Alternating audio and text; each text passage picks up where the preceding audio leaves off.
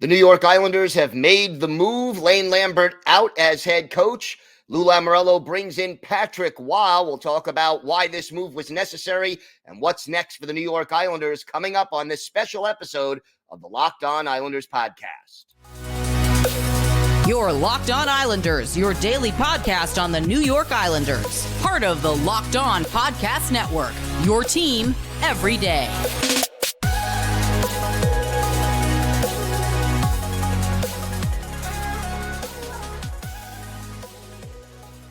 And welcome, everybody, to this special bonus episode of the Locked On Islanders podcast, part of the Locked On Podcast Network, your team every day.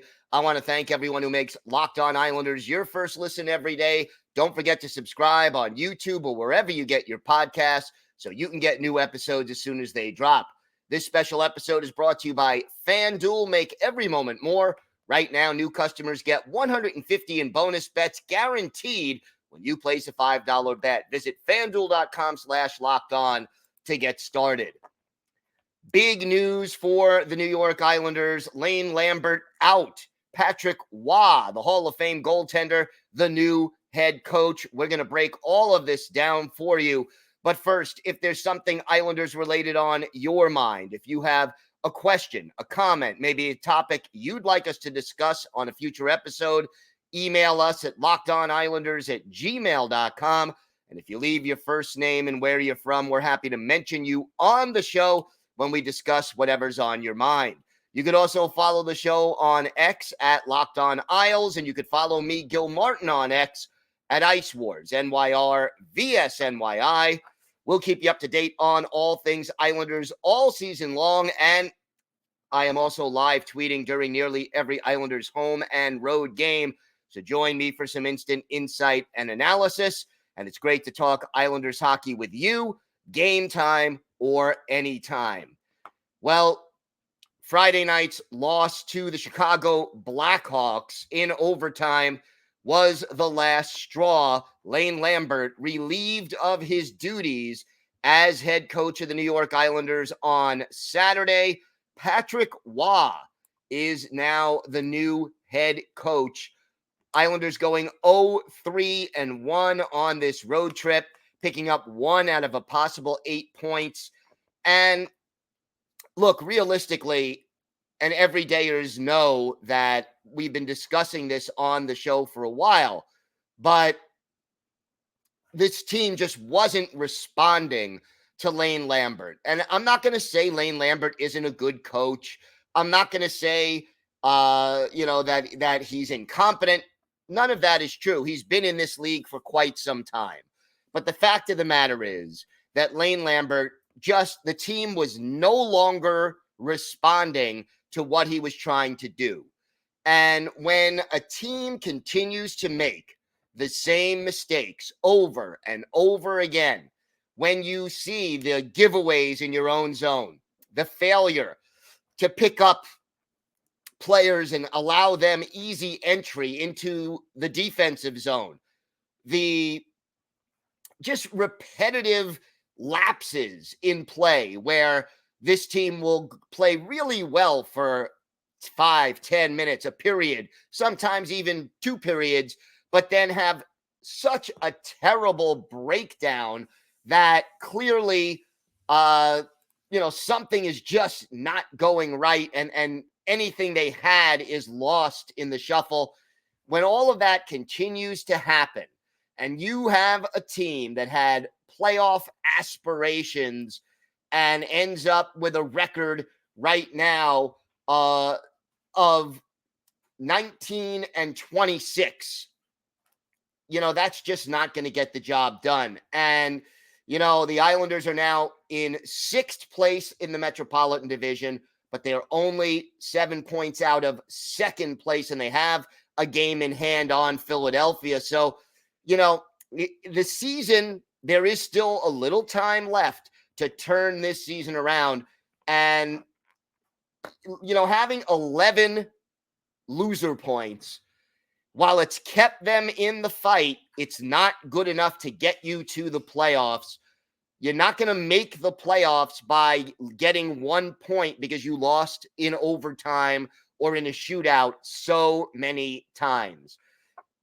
The Islanders now have a handful of games between now and the All-Star break. They have 4 games left to sort of get a little bit of a feel for Patrick Roy, and then we'll see, whether or not they get that jump that so many teams get. See the Edmonton Oilers, for example, or the Minnesota Wild. When you make a coaching move, very often you get, for a couple of weeks at least, the players give a new kind of effort. They want to make a good impression on the new head coach. They want to establish to the new head coach, hey, I can play. This is what I can do. Give me that opportunity to show what I can do. And hopefully this Islander team responds. And, I don't blame Lane Lambert for trying to get more offense out of this team than what they had under Barry Trotz. I can't say I blame him for that. But it just never consistently seemed to work. This team that was 5th in the league a year ago in goals against, playing a more conservative system, especially down the stretch, is now 26th in the league in goals against. And the jump in offense, they went from 22nd last year to 21st this year. And that includes a power play that went from 30th to 12th. So 5-on-5, what this move by Lambert to try to generate more offense and to have the defenseman pinch, it undermined the defense without significantly moving the needle on offense. And the result is, 19 wins, 26 losses. Okay, 11 of those, you got 1 point. But, when you have an elite goalie like Ilya Sorokin, and he's facing so many shots that only the San Jose Sharks are facing more, it's going to wear him down. You add the injury to Semyon Varlamov, and Sorokin is playing every game. It makes it even harder for your goaltender. And it just seems like this team lost confidence in itself, in the coach, in the situation. There is very little doubt that it was time to make that move. And the Islanders did the right thing by moving on from Lane Lambert. His record in 127 games as coach of the Islanders, 61, 46, and 20. He did make the playoffs in his only full season, taking the Islanders to the first round where they lost in 6 games to the Carolina Hurricanes.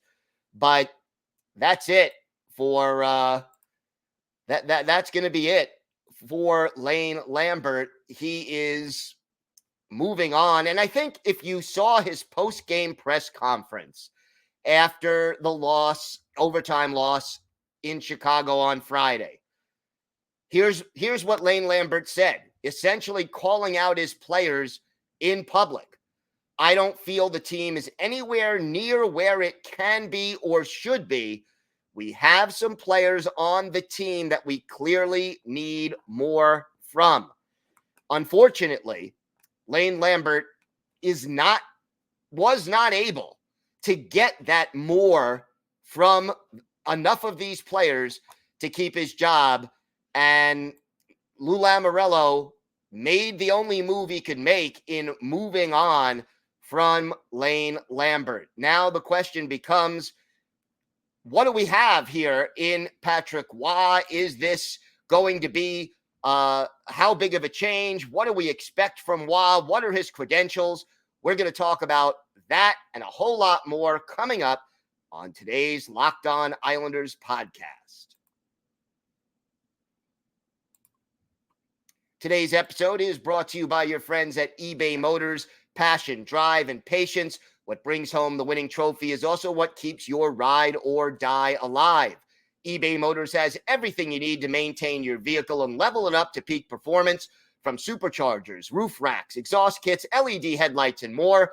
Whether you're into speed, power, or style, eBay Motors has got you covered.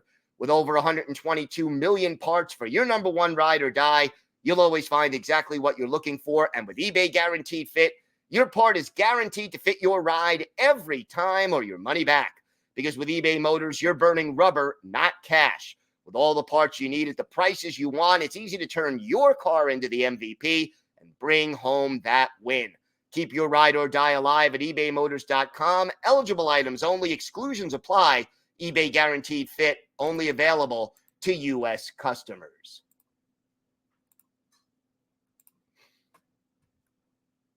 Locked On has launched the first ever national sports 24/7 streaming channel on YouTube.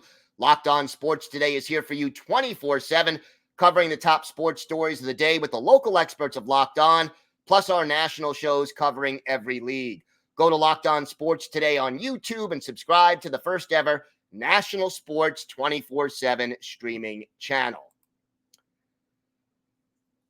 So, look, this move had to be done. This team just wasn't responding to Lane Lambert. And really, since the holiday break, that's when we knew for sure that things were not going well. And, you know, they came back from the holiday break, lost to the Penguins 7-0, bounced back nicely against Washington, but then lost to Pittsburgh again. And then, you know, the only wins they've had since then were in Arizona and a big emotional win against the Maple Leafs, but 7 losses mixed in that equation, including just some absolutely flat performances. And the bottom line is the inconsistency and the failure to maximize the talent. And I think one thing we have to understand after everything that's happened, there are very few moves left for Lou Lamoriello to make after he changed coaches. And here's what I mean by that. You change coaches because, in theory, the coach is not getting the most out of the available talent on the roster. If Patrick Waugh also cannot get the most out of this available talent, maybe the talent isn't as good as Lou Lamoriello thinks. And let's face it, we all know between the cap limitations, between the long-term contracts for too much money and too much term that Lou Lamoriello has handed out to a lot of these players, the age of a lot of players on this roster, and the no trade clauses that Lou Lamoriello has given to almost half this roster, if you include limited NTCs, it is not going to be easy to make a lot of moves at the trade deadline. And Lou Lamoriello has already traded away 4 consecutive first-round draft picks. You have heard, everydayers, you know, the Islanders farm system. Just earlier this week, we did an episode segment on The Athletic ranking the top players 22 and under. Out of 169 players on the list, the Islanders had only 2, and they were both in the lowest tier, ranked, if I recall correctly, 140th and 142nd on the list. It is not a pretty picture as far as this organization's depth is concerned. We saw it in goal when Varlamov went down. Kenneth Appleby played 1 period of 1 game because they don't feel confident enough to start him, even in a back-to-back where they were playing Minnesota and Winnipeg on consecutive days. Sorokin gets the start in both. There just isn't a goaltender in Bridgeport right now that this team feels confident in. When the Islanders are struggling defensively, they brought in 2 players, and Lou Lamoriello found 2 good fits in Mike Riley and Robert Bortuzzo for the short-term help they needed, but there was nobody down in Bridgeport who they deemed ready.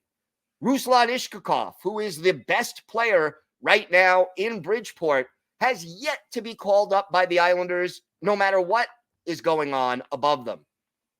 You add it all up, and what you essentially get is a team that is in win now mode, but isn't winning now.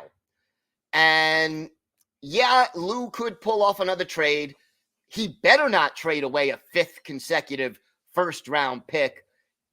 And I will say this, if Patrick Waugh cannot light a spark under this team between now and the trade deadline, Lou Lamoriello has to seriously consider being a seller at the trade deadline, even if that's not his MO.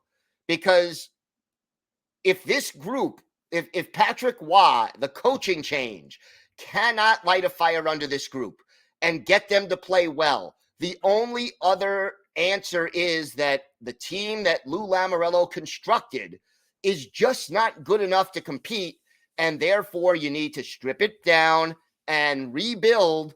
And it doesn't have to be one of those situations where the Islanders are, 31st in the league for 2 or 3 years to build it back up, because you have a core here of players who you can build around. Mathew Barzal, Bo Horvat, Noah Dobson, Brock Nelson, Ilya Sorokin, maybe Adam Pelech and Ryan Polak, maybe Alexander Romanov, maybe. But you have a core of guys under 30, except for Nelson, who you can build around, and if you find the right complementary pieces, they can, and especially because you have Ilya Sorokin, who is an elite goaltender, you can keep this team competitive while they sort of retool and try to get rid of some of these guys who have bad contracts and are just not producing. And again, everydayers, we've mentioned, Anders Lee playing better after a very bad start to the season. But is he worth $7 million a year at this stage in his career? No. J.G. Pajot does a lot of valuable things for this team, but not at the $5 million a year level. Pierre Engvall, got to say, was it worth it giving him a 7-year contract? He's on pace, if he played all 82 games and he's out with an injury now, for 10 goals and 28 points. That is not the kind of guy you sign to a 7-year extension. Obviously, you have players like Cal Clutterbuck and Matt Martin who are older and in the last year of their contract. You can move on from them, not re-sign them, and bring up some younger players, or even just sign some younger players who can give you roughly what you get from those guys at this stage in their career for a lot less money.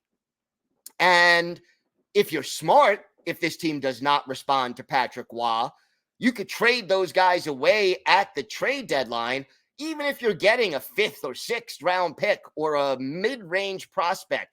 Start rebuilding this organization and getting it back into the phase where, hey, the Islanders have some guys we're looking forward to seeing in a couple of years.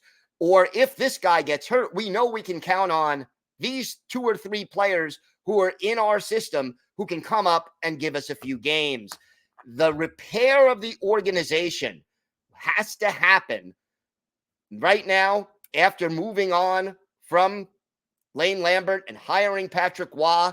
If this doesn't work, it's Lou Lamoriello who is on the front line, and who, if there's other changes to be made at the end of the season, whether he retires or whether ownership decides he's not the guy going forward, right now, Lou Lamoriello is on the front line when it comes to the next move. All right, we're going to talk a little bit about Patrick Waugh. What kind of a coach is he? What is his experience? Has he won elsewhere? We're going to talk Patrick Waugh, the new head coach of the New York Islanders, coming up next on today's Locked On Islanders podcast.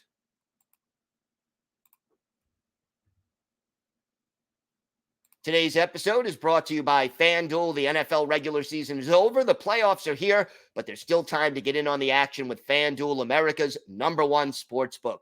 Right now, new customers get $150 in bonus bets guaranteed when you place a $5 bet. That's $150 in bonus bets, win or lose. The app is so easy to use. There are so many different ways to bet. You can do a live same-game parlay. You could find bets in their new Explore tab. Or you could head over to the Parlay Hub and make a parlay. You could find the most popular parlays there and a whole lot more. And look, it's not just the NFL. You've got pro and college basketball. You're an Islander fan. Check out the odds for Sunday's game, the debut of Patrick Roy as coach against the Dallas Stars. So visit FanDuel.com/lockedon and make your first bet a layup. FanDuel, official partner of the NFL. Locked On has launched the first ever national sports 24/7 streaming channel on YouTube. Locked On Sports Today is here for you 24/7, covering the top sports stories of the day with the local experts of Locked On, plus our national shows covering every league. Go to Locked On Sports Today on YouTube and subscribe to the first ever national sports 24/7 streaming channel. So let's talk Patrick Roy. NHL coaching experience. Well, let's even take a step back. We know how good a goalie he was. He's in the Hall of Fame as a goaltender, winner of multiple Stanley Cups, leading the Canadiens to a couple of cups, the Avalanche to some championships as well as a goaltender. One of the great goaltenders of the 80s and 90s and of all time. Ended his career, went on to coach the Quebec Remparts of the Quebec Major Junior League, got them to the finals in his first year behind the bench, then went on to be head coach for 3 seasons of the Colorado Avalanche. In his first year, he won 52 games, went 52, 22, and 8. And got them to the playoffs. He won the Jack Adams Award that year as the NHL's Coach of the Year, but they lost in 7 games in the first round of the playoffs. And then even though they finished 500 or better in his other 2 seasons, 2014-15 and 2015-16, they did not make the playoffs and Roy was let go. He went back and coached the Quebec Remparts again and led them to a championship just this past year, winning the Memorial Cup, which is pretty darn impressive under the circumstances. So his career head coaching record in the NHL, 130, 92, and 24. And he's been coach and GM of the Quebec Remparts in the QMJHL. And look, let's face it, right now, the question becomes, is Roy, I mean, he clearly has experience as a general manager in juniors. Would he be a possible successor to Lou Lamoriello? We know as a coach, Roy is emotional. We know he isn't afraid to take gambles. One of the things that he was famous for as coach of the Avalanche was pulling his goaltender midway through the third period if he was down 2 or 3 goals in a gamble and an attempt to try to get a goal and get back into a game. So that is also something he has often done. And he is basically a no-nonsense coach. And I think that's something this Islander team needs. One of the issues with Lane Lambert, and I don't blame Lane Lambert for this, but because he was an assistant coach with this team under Barry Trotz, assistant coaches have a different relationship with the players than the head coach. A lot of the time, the assistant coach is sort of the buffer. He's the good cop to the head coach's bad cop. And when you move from assistant after 4 years as an assistant under Barry Trotz to the head guy, it is sometimes difficult to get rid of that buffer relationship or a good cop relationship and be the tough guy running the organization. It didn't seem to work for Lane Lambert. Let's see what happens. We also, at the time I'm recording this, which is late Saturday afternoon, just after the news broke, we do not know whether or not Wah will keep Doug Huda and John McClain as assistant coaches, or whether he will look to bring in his own assistant coaches. That announcement has yet to be made. It'll be interesting to see what happens. I would expect Wah to be a little bit more defensive-oriented than Lambert was. But again, when he makes his first press conference, when he plays his first game Sunday night against Dallas, we will get to know Wah a little bit better. We'll hear what he expects from this team, and we will see how the team responds. Is he going to juggle lines? I would say it's very possible he will. Will there be some players recalled from Bridgeport, some players benched? All of this remains to be seen, but I will say this. It is usual that a new head coach makes some changes because he sees the situation differently than the old head coach, and he wants to make his mark on his team. So we shall see what happens now under Patrick Waugh. It's going to be interesting. Remember, it's the Islanders and the Dallas Stars, that game Sunday at the UBS Arena, 7:30 Eastern time start, and you can hear every minute of that game with the Islanders hometown radio broadcast on Sirius XM. Just go to the SXM app and do a search for Islanders as the new Patrick Waugh era begins. I want to thank everyone for making Locked On Islanders your first listen every day. Everydayers, we'll be back with our usual Monday show. We will have our key takeaways from the Islanders game against Dallas, which will be Patrick Waugh's debut. Plus, we will also talk a little bit more about some of the changes, if any, that Patrick Waugh makes in his first game behind the Islanders bench. Until then, have a great weekend, everybody. Stay safe. And of course, let's go Islanders.